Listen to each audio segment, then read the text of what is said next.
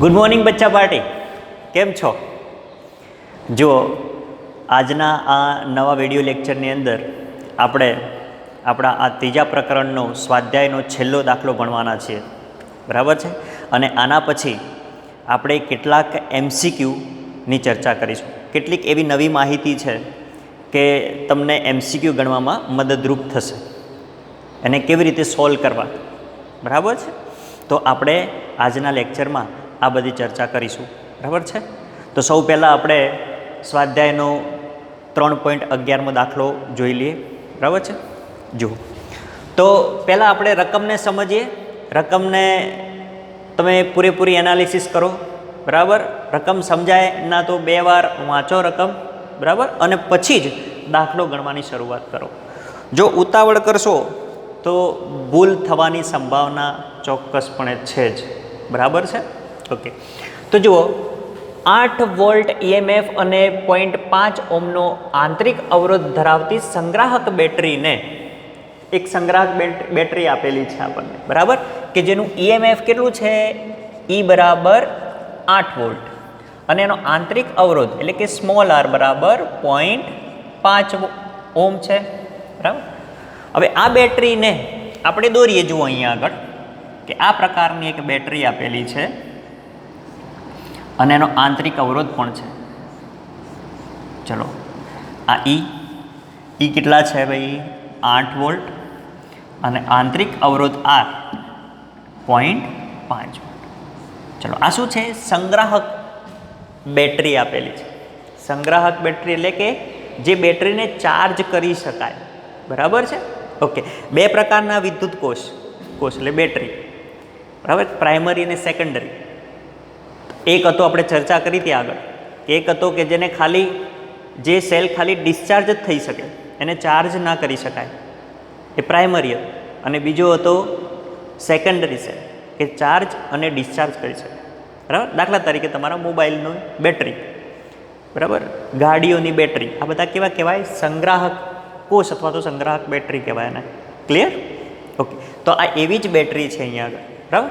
Okay, હવે આ બેટરીને 120 વોલ્ટવાળા ડીસી સપ્લાયથી, જો અહીંયા આગળ 120 વોલ્ટવાળો એટલે એના કરતાં વધારે વિદ્યુત સ્થિતિમાનવાળો સપ્લાય,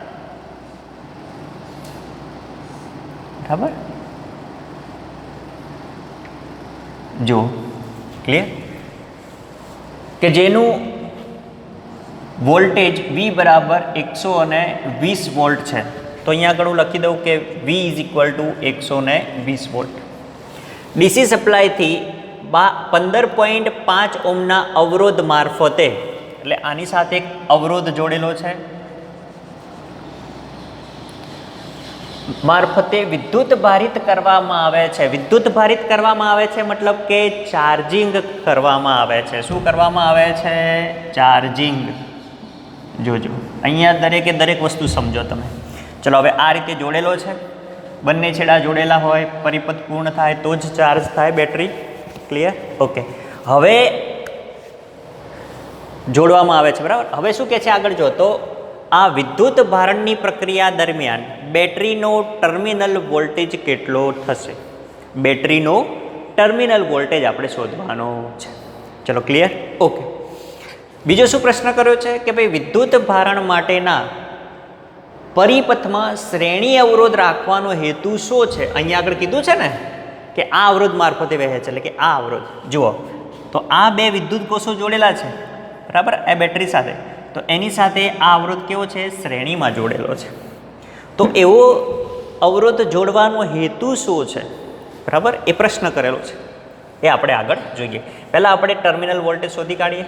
ઓકે, તો જો અહીંયા આગળ આ બેટરી જોડેલી છે, આ પ્લસ માઇનસ, બરાબર? નીચે વિદ્યુત કોષ એટલે કે સંગ્રાહક બેટરી, પ્લસ અને આ માઇનસ થશે આ બાજુ. આંતરિક અવરોધ R છે, એની સાથે શ્રેણીમાં R અવરોધ જોડેલો છે. ચલો, આરની કિંમત કેટલી છે લખી દઈએ અહીંયા આગળ કે R બરાબર 15.5 volt, sorry ohm, volt ohm, બરાબર છે? ઓકે, હવે શું થાય છે? અહીંયા આગળ વિદ્યુત ભારિત કરવામાં આવે છે બેટરી. એટલે આપણે વિદ્યુત કોષમાં ભણ્યા હતા, બરાબર? કે ચાર્જિંગ અને ડિસ્ચાર્જિંગ પ્રક્રિયા, બરાબર. જ્યારે વિદ્યુત કોષ ડિસ્ચાર્જ થતો હોય, બરાબર, શું થતો હોય? ડિસ્ચાર્જ. એ વખતે વિદ્યુત સ્થિતિમાનનો તફાવત એટલે કે બે છેડા વચ્ચેનો ટર્મિનલ વોલ્ટેજ વીનું સૂત્ર V is equal to E minus IR. પરંતુ જ્યારે ચાર્જિંગ પ્રક્રિયા થતી હોય એટલે કે વિદ્યુત કોષ ચાર્જ થતો હોય ત્યારે શું થશે? તો પ્રવાહ જુઓ, આ મોટી બેટરી છે એમાંથી પ્રવાહ છે એ આ બાજુ વહેશે, એટલે કે આ જે વિદ્યુત કોષ છે એનો પ્રવાહ બહારની તરફ આવતો હતો એ કેવો જશે ભાઈ? અંદરની તરફ જશે. એટલે આપણે તમને સમજાવ્યું તો એ પ્રમાણે કે E માઇનસ IR બરાબર શું થશે? E plus IR. બરાબર. તો આગળની થિયરીમાં તમને સમજાવ્યું તો એ પ્રમાણે, બરાબર, જો આને ડિટેલમાં સ્ટડી કરવું હોય તો તમે વિદ્યુત કોષવાળો વિડીયો એકવાર જોઈ લેજો, એટલે તમને વધારે ખ્યાલ આવશે.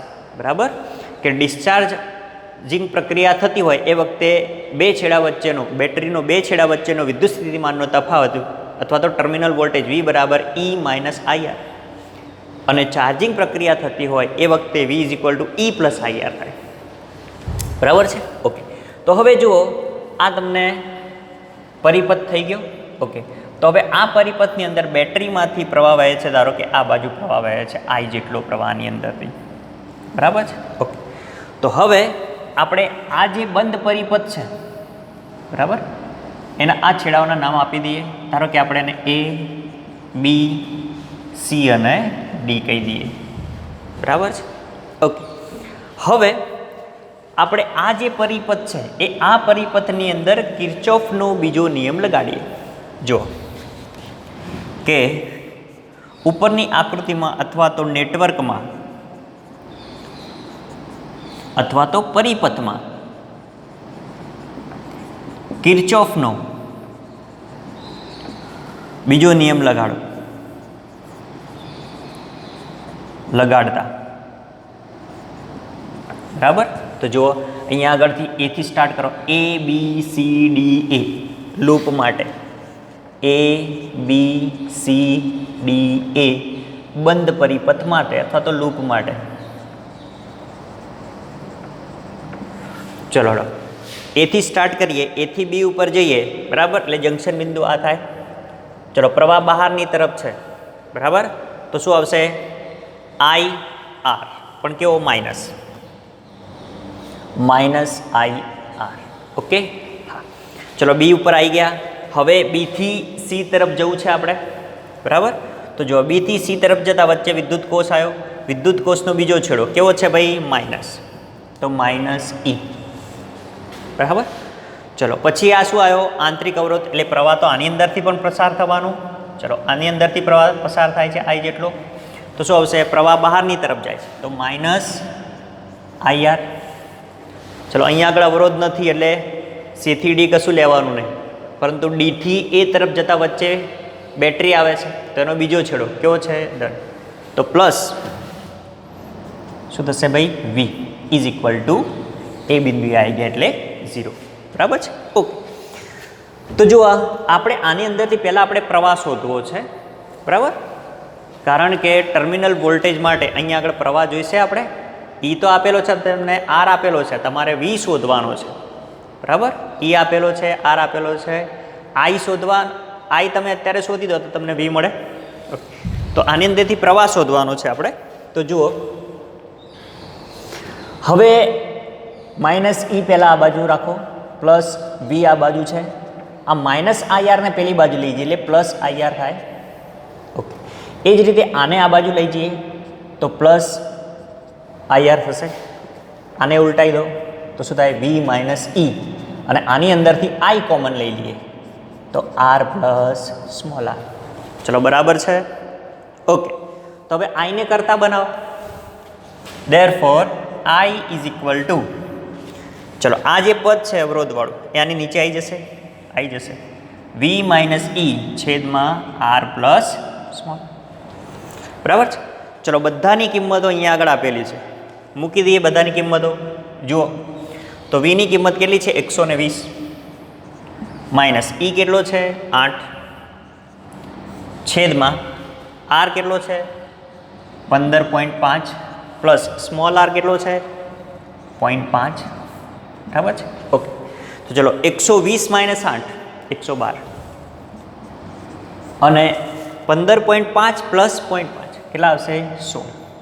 ચલો તો 112 ભાગ્યા 16 કરશો તમે તો આવશે પ્રવાહ 7 એમ્પિયર. ચલો ક્લિયર.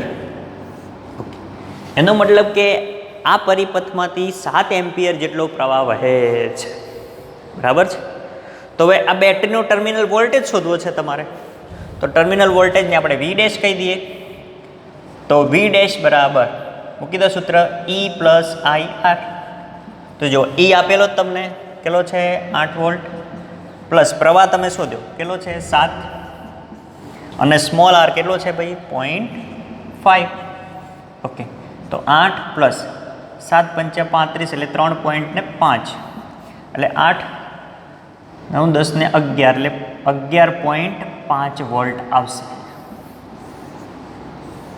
ચલો બરાબર છે, ક્લિયર. તો આ વિદ્યુત ભારણની પ્રક્રિયા દરમિયાન, વિદ્યુત ભારણની એટલે કે ચાર્જિંગ પ્રક્રિયા દરમિયાન બેટરીનો ટર્મિનલ વોલ્ટેજ આટલો મળે તમને 11.5 વોલ્ટ. ક્લિયર છે. ઓકે, હવે શું પૂછે છે પ્રશ્ન જુઓ કે વિદ્યુત ભારણ માટેના પરિપથમાં શ્રેણી અવરોધ રાખવાનો હેતુ શું છે. જો અહીંયા આગળ તો આ અવરોધ આપણે કાઢી નાખીએ તો શું થાય, તો શું થશે, તો અહીંયાથી જે પ્રવાહ આવશે બરાબર એ બધો જ પ્રવાહ અહીંયા આગળ જવાનો, બરાબર.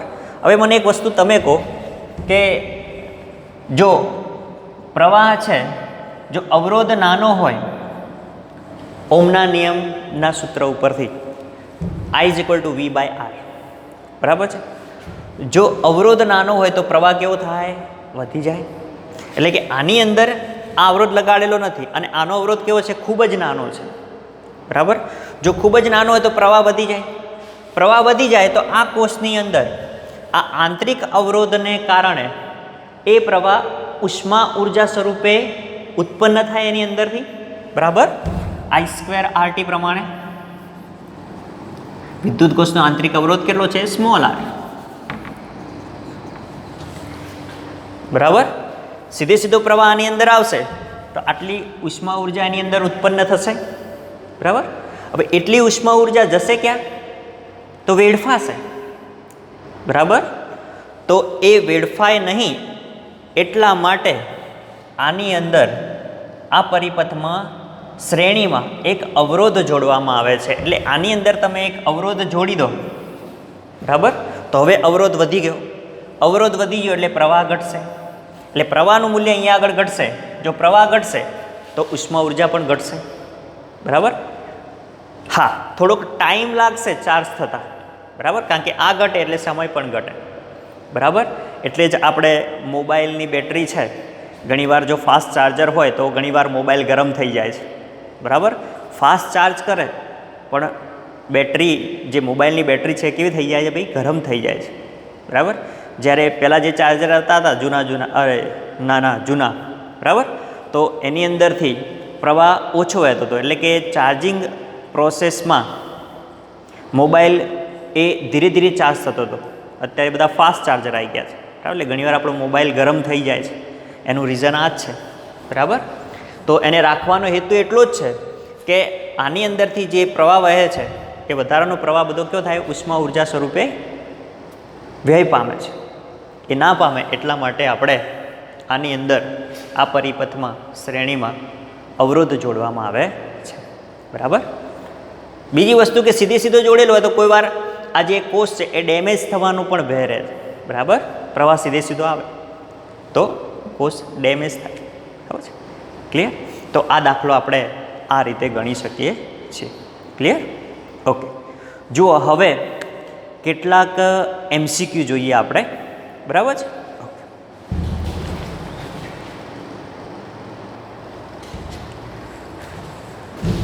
જુઓ હવે આપણે કેટલાક MCQ જોઈએ જે કિર્ચોફના પ્રથમ નિયમ અને કિર્ચોફના બીજા નિયમ ઉપર આધારિત છે, જેની અંદર અવરોધોનું શ્રેણી સમાંતર પણ આવશે, બરાબર. એમાંથી વહેતો પ્રવાહ પણ આવશે, બરાબર. એટલે આગળના જેટલા બી કોન્સેપ્ટ છે એ બધા કન્સેપ્ટ આની અંદર આવશે, બરાબર. તો આ પ્રકારનો MCQ તમને પૂછેલું હોય, બરાબર, તો શું કરવાનું? તો જો ગભરાઈ જવાની જરૂર નથી. આકૃતિ જોઈને બીક લાગે કે સાલું આ શું છે, બરાબર, પણ એમ ગભરાવાની જરૂર નથી. જો શું કહે છે કે નીચે એક પરિપથનો ભાગ દર્શાવેલો છે, બરાબર, તેમાં આઈનું મૂલ્ય શોધો, એટલે પ્રવાહ શોધવાનો છે, બરાબર. તો હવે કિર્ચોફનો પહેલો નિયમ યાદ કરો કે જંકશન બિંદુ આગળ દાખલ થતા વિદ્યુત પ્રવાહનો સરવાળો બરાબર બહાર નીકળતા વિદ્યુત પ્રવાહનો સરવાળો. તો જુઓ MCQ, જુઓ હવે આ જંકશન બિંદુ છે, ત્યાં આગળ દાખલ થતો પ્રવાહ, આ જંકશન બિંદુ દાખલ થતો પ્રવાહ, જંકશન બિંદુ દાખલ થતો પ્રવાહ, આ બહાર આવતો પ્રવાહ, બરાબર. તો જુઓ દાખલ થતો પ્રવાહ બરાબર, ચલો પ્રવાહનો સરવાળો કરો. દાખલ થતા 12 + 3 + 5, 12 + 3 + 5 કેટલા થાય ભાઈ? 20. તો 20 એમ્પિયર થાય દાખલ થતો પ્રવાહ. હવે બહાર નીકળતો પ્રવાહ જો ખાલી આઈ જ છે, બહાર નીકળતો પ્રવાહ કેટલો છે? આઈ જ. તો કિર્ચોફના પહેલા નિયમ ઉપરથી દાખલ થતો પ્રવાહ બરાબર બહાર નીકળતો પ્રવાહ.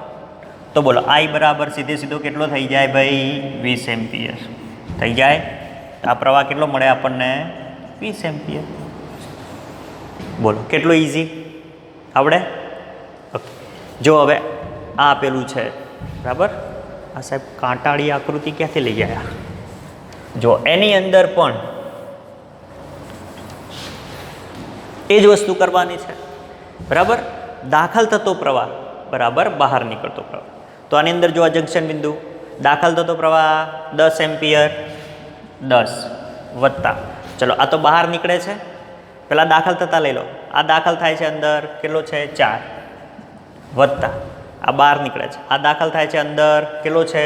6 વત્તા આ દાખલ થાય છે 12 વત્તા આ દાખલ થાય છે 5. હા, ઓકે. તો કેટલા થશે? જો અહીંયા આગળ 6 ને 4 10 ને 10 20, 20 ને 12 32, 32 ને 5 37, બરાબર છે. ઓકે. હવે બહાર નીકળતો પ્રવાહ જોઈ લો. તો બહાર નીકળતો પ્રવાહ 3 એમ્પિયર, બરાબર, એટલે 3 વત્તા, ચલો હવે અહીંયા આગળ બહાર નીકળતો પ્રવાહ આઈ વત્તા, ચલો અહીંયા નથી, ઓકે, બરાબર છે. તો જુઓ 3 + આઈ, ક્લિયર? ઓકે. તો બહાર નીકળતો પ્રવાહ 3 વત્તા આઈ બરાબર દાખલ થતો પ્રવાહ બરાબર 37. ધેરફોર આઈ બરાબર 37 - 3. તો આઈ બરાબર 3 પેલી બાજુ ગયો, 37 - 3 તો કેટલા આવશે? 34 એમ્પિયર. બોલો કેટલું ઇઝી આવડે? તો આ પ્રકારના કોઈ પણ આકૃતિ આપી હોય, બરાબર, પ્રવાહ શોધવાનો હોય, તો આપણો જો આગળની થિયરીમાં ભણ્યા હોય તો આપણે આને સિંગમ કીધો, તો સિંગમને લઈ આવવાનું, બરાબર છે. ક્લિયર? ઓકે. જો હવે આ પ્રકારનો કોઈ MCQ આપેલો હોય, જો આની અંદર કિર્ચોફનો બીજો નિયમનો યુઝ થશે, ઉપયોગ થશે, બરાબર છે. તો જો આ પ્રકારના 2 MCQ આપેલા છે. જો આની અંદર આપણે કિર્ચોફનો બીજો નિયમ લગાડવાનો, બરાબર, પણ આની અંદર તમે જોશો તો અવરોધો જોડેલા છે, બરાબર. પ્રવાહ અહીંયાથી આવે છે, બરાબર, એટલે જંકશન બિંદુ આગળ પ્રવાહ વહેંચાશે, બરાબર, અહીંયા થઈ અને અહીંયા પાછો આવશે, અહીંયાથી અહીંયા આવશે, બરાબર છે. તો તમને શોધવાનું શું કીધું છે કે ભાઈ આપેલ પરિપથમાં VB - VA શોધો, બરાબર. એટલે કે આ અને આ બિંદુ વચ્ચે તમારે એટલે કે VB - VA શોધવાનો છે, બરાબર છે. તો હવે એ તો કેવી રીતે શોધીશું સર? જોઈએ, બરાબર છે. ઓકે.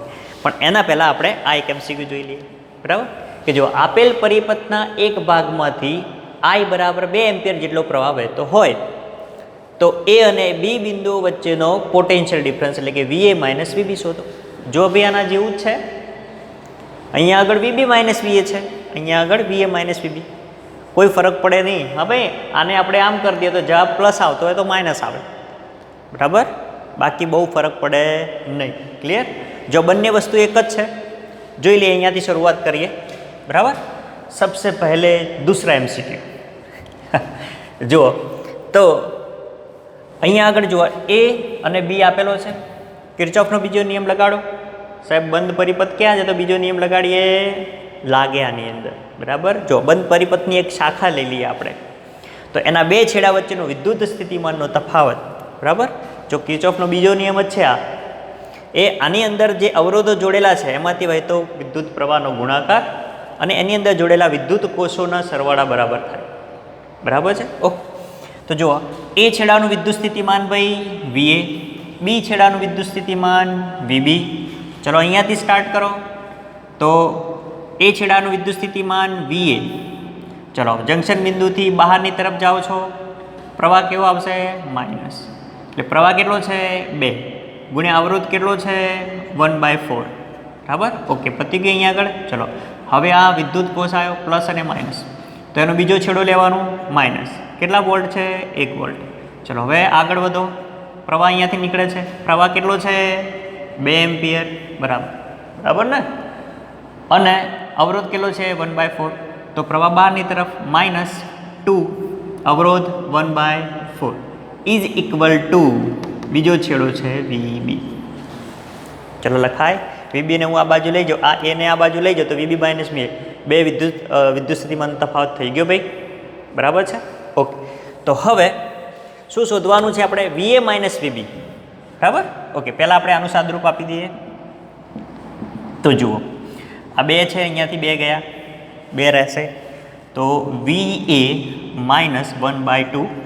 ચલો અહીંયા આગળ -1 માઇનસ અહીંયાથી 2 cancel, 1/2 is equal to VB.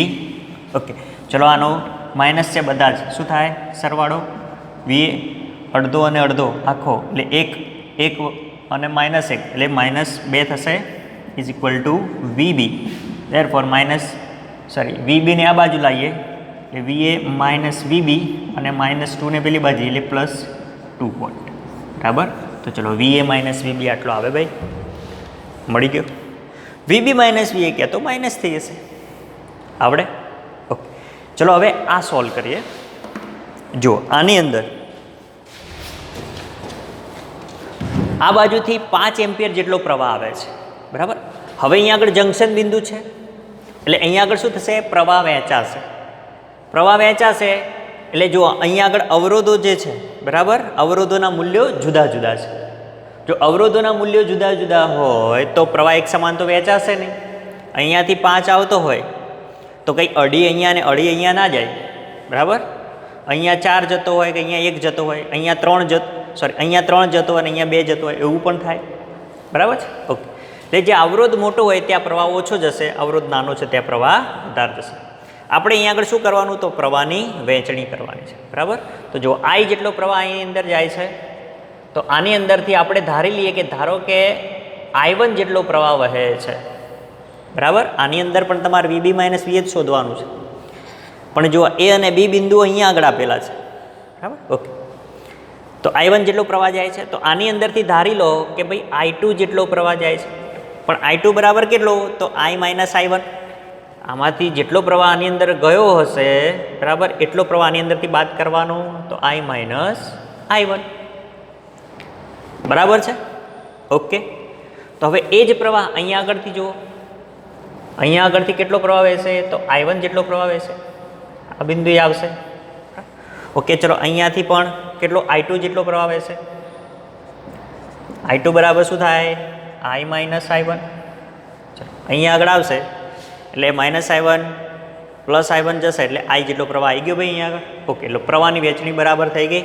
Okay, હવે તમારે શોધવાનો છે A અને B વચ્ચેનો વિદ્યુત સ્થિતિમાનનો તફાવત, એટલે કે B અને A વચ્ચે, એટલે કે VB માઇનસ VA. તો જુઓ, આપણે આ લૂપ લઈશું. આ અહીંયા આપણે કોઈ નંબર આપી દઈએ, કે C અને D કહી દઈએ. બરાબર છે? નામ આપી દઈએ. તો ADB લેવાય લૂપ. એ જ રીતે AC અને B લેવાય. ઓકે, આપણે આ લૂપ લઈ લઈએ ADB. તો જુઓ, ADB પરિપથ માટે જુઓ આ શાખા માટે એકચ્યુઅલી શાખા જ થઈ જાય બરાબર, આ બે ભેગી કરીએ એટલે. તો જુઓ આની અંદર આ એ છે, તો એ જંક્શન બિંદુએથી બહારની તરફ જઈએ આપણે, તો બોલો પ્રવાહ કેટલો I1, અવરોધ કેટલો 7, તો 7I1 થાય ભાઈ, થાય. ચલો અહીંયાથી હવે ડી બિંદુએ આવી ગયા, ડીથી આ બાજુ જઈએ પ્રવાહ અંદરની તરફ, બરાબર. તો પ્રવાહ અંદરની તરફ આવે, અવરોધ કેટલો છે 6, પ્લસ થશે, પ્લસ 6 ની અંદર I માઇનસ I1 થાય. બોલો થાય ભાઈ? હા સાહેબ થાય જ ને, કેમ ના થાય? ઇઝ ઇક્વલ ટુ, જો અહીંયાથી અહીંયા ગયા VB માઇનસ VA લખાય, લખાય ભાઈ. કેવી રીતે? જો આમાં કર્યું તે જ, આ માઇનસ VA છે આ બાજુ લાવી દીધો અહીંયાથી, સમજાય છે? સોરી હા, આ માઇનસ આવશે ને, -7 એ બહારની તરફ છે, સોરી અહીંયા માઇનસ આવશે. તો બહારની તરફ જઈએ છીએ એટલે -7I1 બરાબર. પણ એ છેડાનું વિદ્યુત સ્થિતિમાન VA બરાબર. જો પેલું આ ના ફાવે તો ફરીથી આ કર્યું તે એ પ્રમાણે કરવાનું, બરાબર છે. એ બિંદુ આગળનું વિદ્યુત સ્થિતિમાન VA લઈ લેવાનું, તો એ બિંદુ આગળનું વિદ્યુત સ્થિતિમાન VA. જો પ્રવાહ જંક્શન બિંદુથી બહારની તરફ જાય છે તો 7I1, પછી અહીંયા આગળ આવી ગયા, અહીંયાથી પ્રવાહ અંદરની તરફ આવે છે તો +6I2 એટલે કે I માઇનસ I1 બરાબર ઇઝ ઇક્વલ ટુ બી આગળનું વિદ્યુત સ્થિતિમાન એટલે કે VB. હવે VA ને આ બાજુ લઈ જઈએ, એક સ્ટેપ મેં ઓછું લખી દીધું હતું એટલે કે -7I1 પ્લસ 6I, જો I1 minus I minus I1 છે ને, એની જગ્યાએ ડાયરેક્ટ હું I2 લખી કાઢું તો આપણે પ્રવાહ શોધવાનો રહે ભાઈ, સીધે સીધો I2 લખી દઈએ આપણે, તો સીધો પ્રવાહ શોધવાનો રહે કે I1 અને I2 is equal to VB minus VA. ચલો બરાબર છે ને, સમીકરણ એક આપી દઈએ આપણે. તો આના માટે શું કરવું પડશે તમારે? તો પ્રવાહ શોધવાનો રહેશે I1 અને I2 બરાબર છે, I1 અને I2. પણ આની અંદર જુઓ તમે તો પ્રવાહ વહેંચાય છે, તો આ શું થઈ ગયું? તો જો આ અને આ બે અવરોધ છે એ કેવા છે? શ્રેણીમાં છે, આ અને આ શ્રેણીમાં. પણ આનો જે સમતુલ્ય અવરોધ આવશે, ધારો કે એને આપણે R ડેશ કહી દઈએ, અને આ બંનેનો સમતુલ્ય અવરોધ આપણે R ડબલ ડેશ કહી દઈએ. તો આ બંને કેવા છે ભાઈ? સમાંતરમાં થાય, R ડેશ અને R સમાંતરમાં થાય. આકૃતિ આ પ્રમાણે બને, R ડેશ અને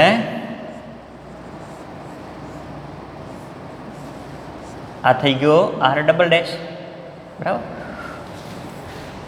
જોજો હો, ધ્યાન આપજો અહીંયા આગળ. હવે આની અંદરથી ધારો કે I જેટલો પ્રવાહ વહે છે, આની અંદર I1 જેટલો પ્રવાહ જાય છે, આની અંદર I2 જેટલો પ્રવાહ જાય છે બરાબર. જો હવે આ થિયરી સમજાવવા માટે હું તમને ધારો કે R ડેશની જગ્યાએ આપણે R1 લઈ લઈએ અને આને R2 કહી દઈએ, તો આને R1 કહી દઉં અને આને આપણે R2 કહી દઈએ, સેમ જ વસ્તુ આવશે બરાબર છે.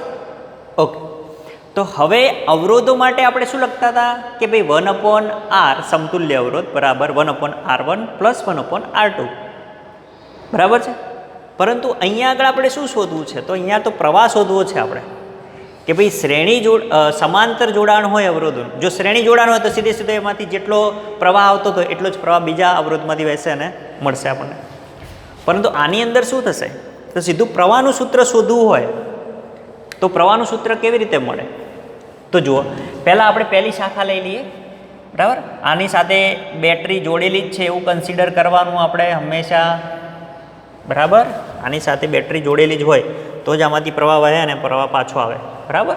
ઓકે, તો જો અહીંયા આગળ આપણે પહેલી લૂપ માટે પહેલા અવરોધ માટે લઈ લઈએ તો ત્યાં આગળ વિદ્યુત સ્થિતિમાનનો તફાવત જો બેટરી જોડેલી હોય તો બરાબર, 20 વોલ્ટની બેટરી કન્સિડર કરી લેવાની અહીંયા આગળ. તો આ પહેલા અવરોધમાંથી વહેતો પ્રવાહ I1 હોય તો ઓમના નિયમ ઉપરથી V ઇઝ ઇક્વલ ટુ શું થાય ભાઈ? IR. બોલો બરાબર.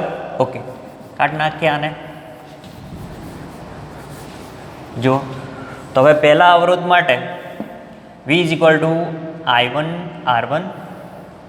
ચલો એ જ રીતે બીજા માટે લખવું હોય તો V is equal to I2 R2. બરાબર.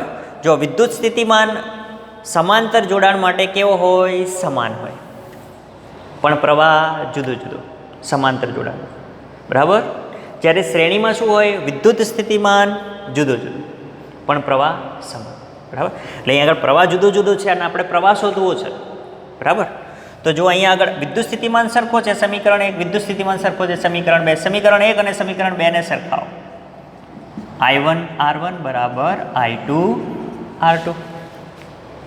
ચલો I1 ને આ બાજુ લઈ જઈએ તો I1 અપોન I2 બરાબર R2 અપોન I1. ચલો ક્લિયર છે? તો જુઓ આપણે આ કાઢી દઈએ, આ બાજુ જરા જગ્યા કરીએ. તો જુઓ અહીંયા આગળ તમને I1 અપોન I2 બરાબર R2 અપોન R1 મળ્યા. બરાબર. જો આપણે શું કરીએ છીએ અહીંયા આગળ I1 અને I2 પ્રવાહના સૂત્રો મેળવીએ છીએ. બરાબર. આના સિવાય બીજી રીત પણ છે. બરાબર, એ પછી તમને સમજાવું. પહેલાં અહીંયા આગળ જુઓ. તો હવે આ સમીકરણમાં છેદમાં આપણે યોગ પ્રમાણ લઈએ. જુઓ આ છેદમાં આપણે યોગ પ્રમાણ લઈએ. છેદમાં યોગ પ્રમાણ લેતા, યોગ એટલે શું કરવાનું? સરવાળો, ભેગું કરવાનું. તો જો આ છેદમાં લો તો I નીચે I2 પ્લસ અંશ છે છેદમાં ઉમેરાય, સોરી I1 છે I1 એટલે I1 થશે ઇઝ ઇક્વલ ટુ આ બાજુ પણ થશે R2 છેદમાં R1 પ્લસ R2 થશે. ક્લિયર? એ જ રીતે હવે અંશમાં શું કરવું છે? આપણે યોગ પ્રમાણ લેવું છે. યોગ પ્રમાણ લેતા ચલો અંશમાં યોગ પ્રમાણ લ્યો તો છેદ એની અંદર ઉમેરો, એટલે કે I1 પ્લસ I2 છેદમાં I2 ઇઝ ઇક્વલ ટુ શું થશે? R2 પ્લસ R1 છેદમાં R1 થશે. ચલો બરાબર છે. ઓકે, તો આની અંદરથી આપણે I1 લઈ લઈએ અને આની અંદરથી આપણે I2 લઈ લઈએ. ચલો બંનેની કિંમતો મળે તો મળે. ચલો પહેલાં આપણે I1 શોધી કાઢીએ. તો I1 બરાબર, જો આ જે પદ છે I1 પ્લસ I2, તો I1 પ્લસ I2 એ તો શું છે? તો I થાય I1 પ્લસ I2. તેની જગ્યાએ આપણે I મૂકી શકીએ. તો જો I મૂકો, I ને આ બાજુ લઈ જાઓ તો આ સૂત્ર શું બનશે? તો I1 I ઇન્ટુ R2 છેદમાં R1 પ્લસ R2. ચલો I1 નું સૂત્ર મળી ગયું ભાઈ. બરાબર છે.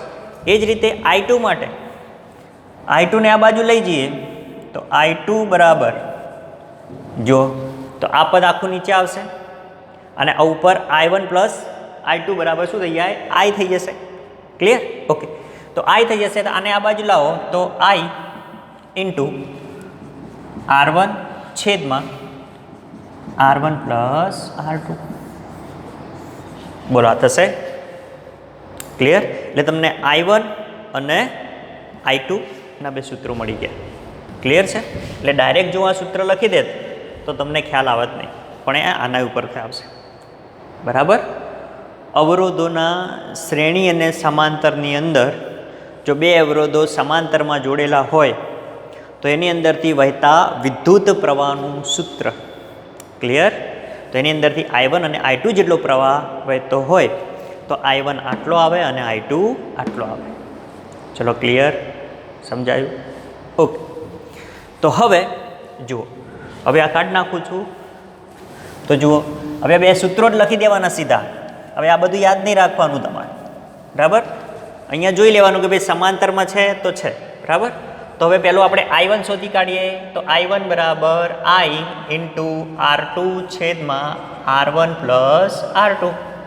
ચલો પ્રવાહ કેટલો વહે છે? 5 ગુણ્યા R2 કેટલો છે?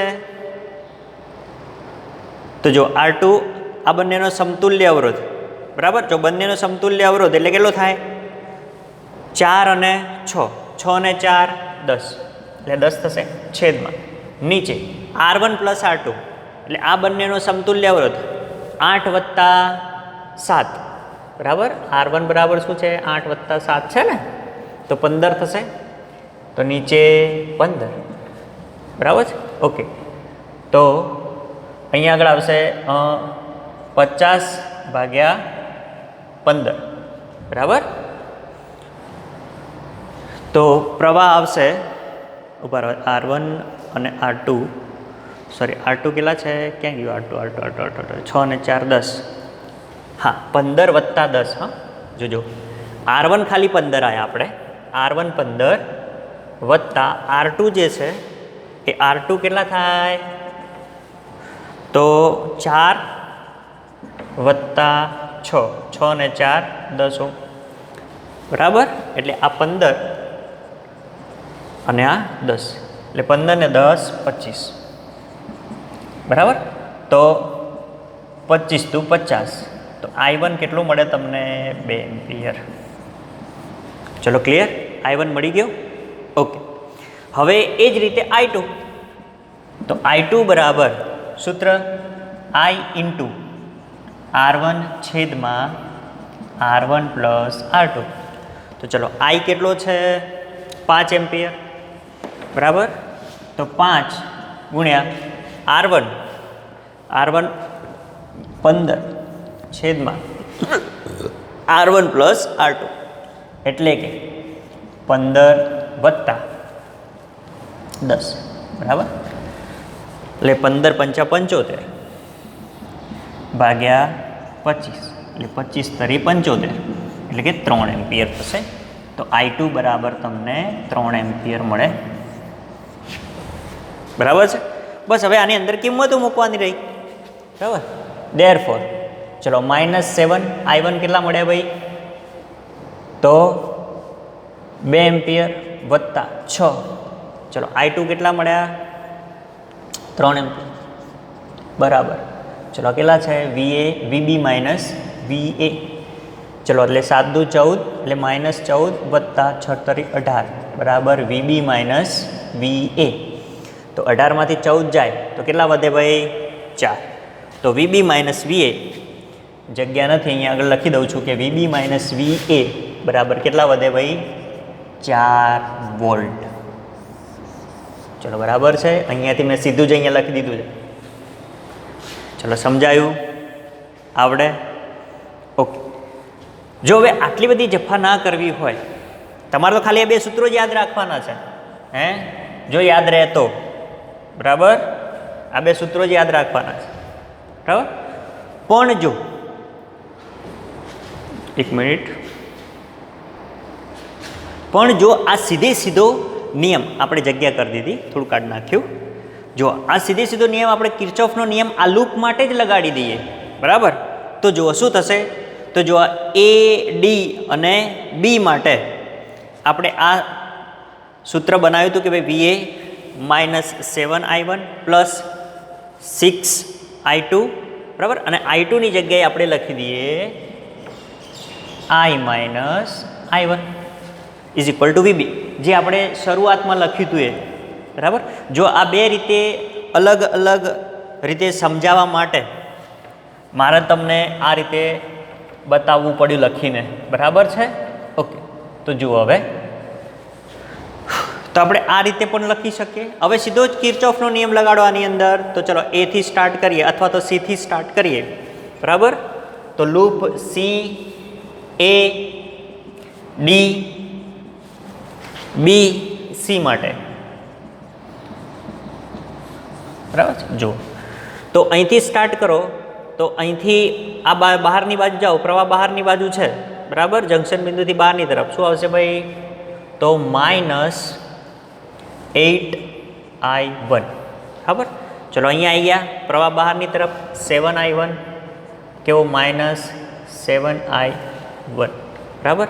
ઓકે, ચલો D બિંદુ આગળ આવી ગયા. હવે D થી B તરફ જવાનું છે, તો જો પ્રવાહ અંદરની તરફ એટલે પ્લસ, તો પ્લસ કેટલો થશે? 6 કૌંસમાં I માઇનસ I1. ચલો ક્લિયર? ઓકે. ચલો હવે અહીંયા બી થી સી તરફ, તો બી થી સી તરફ જાઓ તો પ્રવાહ અંદરની તરફ આવે છે એટલે +4 કૌંસમાં I minus I1. I minus, બરાબર છે? ઓકે. Is equal to 0. એ બિંદુએ ફરીને આવી ગયા 0. ઓકે. બસ હવે આનું સાદુરૂપ આપો એટલે -7I1, સોરી -8 અને -7, -15I1 પ્લસ 6I1 નથી, હા 6I minus 6I1 plus 4I minus 4I1 is equal to 0. ચલો તો આના ઉપરથી -15I1 -6I1 અને -4I1, બરાબર? તો કેટલા થશે? 15 અને આ 10 25 એટલે -25I1. ચલો I કેટલા થાય? તો 6I 4I એટલે કેટલા થશે ભાઈ? +10I is equal to 0. Therefore જો અહીંયા આગળ હવે આ -25 પેલી બાજુ લઈ જઈએ તો 10I બરાબર +25I1 થાય. ધેરફોર I બરાબર 25/10I1 થાય. ચલો આટલું થાય. ઓકે. પણ આપણે અહીંયા આગળ I1 શોધવાના છે, I નથી શોધવાના. તો જો તો I1 ને કરતાં બનાવીએ આપણે તો I1 બરાબર 10I છેદમાં 25 થશે. પણ I બરાબર કેટલા છે? 5 આપેલા છે. તો I ની જગ્યાએ આપણે લખી દઈએ 5 × 5 તો 50/25 બરાબર 2 એમ્પિયર આવે ભાઈ. I1 ઇઝ ઇક્વલ ટુ બરાબર I1 બરાબર 2 એમ્પિયર. તો બોલો આના ઉપરથી I2 મળી જાય તો I2 બરાબર શું છે? જો I2 બરાબર I માઇનસ I1. તો I કેટલા છે? 5 અને I1 આપણે શોધ્યા કેટલા છે? 2 એમ્પિયર. તો કેટલા આવે? 3 એમ્પિયર. I2 બરાબર 3 એમ્પિયર, બરાબર છે? જો I1 અને I2 પછી એની અંદર કિંમતો મૂકી દેવાની આની અંદર, બરાબર? આની અંદર મૂકો તોય આવે બરાબર I1 - I2, અથવા તો આને આપણે 6I2 કહી દઈએ તો પણ મળી જાય અહીંયા આગળ, બરાબર છે? પછી તો આપણે આ ગણેલું જ છે V - VA, બરાબર છે? ઓકે. તો આ રીતે આ દાખલો 2 રીતે ગણી શકાય, બરાબર છે? ક્લિયર? ઓકે. તો હવે આના જેવા MCQ બીજા પૂછાય, બરાબર? તો આપણે બીજી તમારી કોઈ પણ સાહિત્યમાંથી, બરાબર, રેફરન્સ બુકમાંથી તમે જોઈ અને આ પ્રમાણે એને સોલ્વ કરજો, બરાબર છે? ચલો મળ્યા, બાય.